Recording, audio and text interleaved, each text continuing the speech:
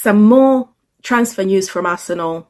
Once again, Arsenal are being heavily linked with a non-striker. So from reports, they bid £16 million or €16 million for Cristhian Mosquera, a Valencia centre-back. Now, this guy is a great centre-back and his secondary position is right back.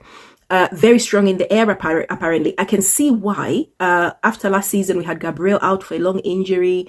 And then you had Saliba playing way too many games. And we had sending offs in there as well. So I can understand why it would be important to get some backup. Of course, we need more backup in every single position.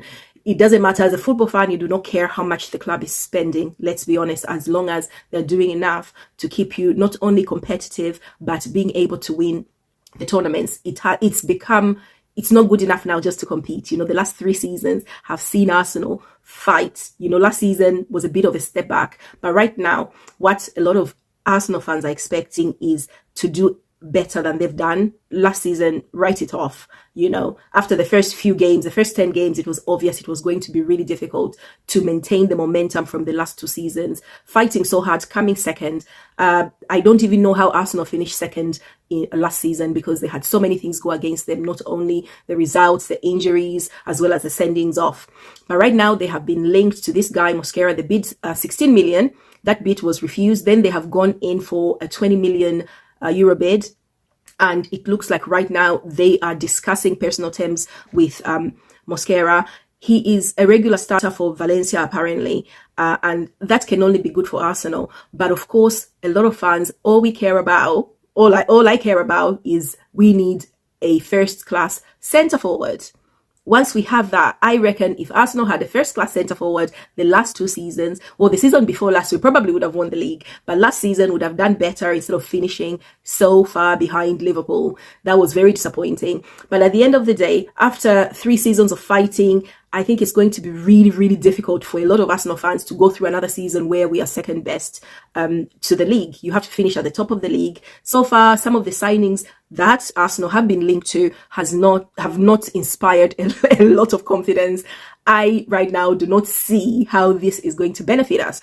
But of course, we just have to hope that those signings are coming along. Gyökeres is trying to push to try and get a move. I don't know how suitable it's going to be for our team. I don't care as long as we've got the backup. We've got some injured players, hopefully, coming back next season, but backup is very important.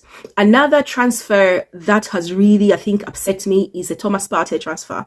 He was actually the best midfielder we had for keeping the team centered. He made Declan Rice play better. Every team that was put out with Partey and Rice, you could see Rice did not have to work too hard to help create chances, to help protect the defense, especially with Mouse Lewis Skelly being so new and so raw. You could see that responsibility he had. He was making sure that his back four was protected. But without Partey, it was so more difficult because when Merino came in, it didn't offer that much security. Completely different player and probably very unfair to compare the two. But I do not think there's a player right now who can come in who is going to completely cover the work that Thomas Partey has been putting in. But of course, we're just going to have to wait and see. It's not like we have won the league with Thomas playing. So who knows? Maybe it would be a good thing, but I cannot see it. I would have rather preferred to see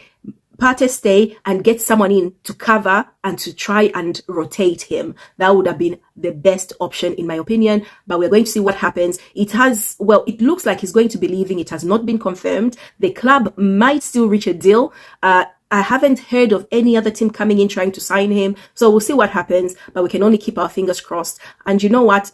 Tell me what you think. Do you think Thomas Partey should have stayed at Arsenal? Do you think Arsenal should break the bank and continue paying him north of £250,000 a week? Or, cut our losses, get some less experienced players and, have the numbers and probably not do as well or not improve our team at all, in my opinion. Who knows? Let us know what you think in the comments, and then, fingers crossed.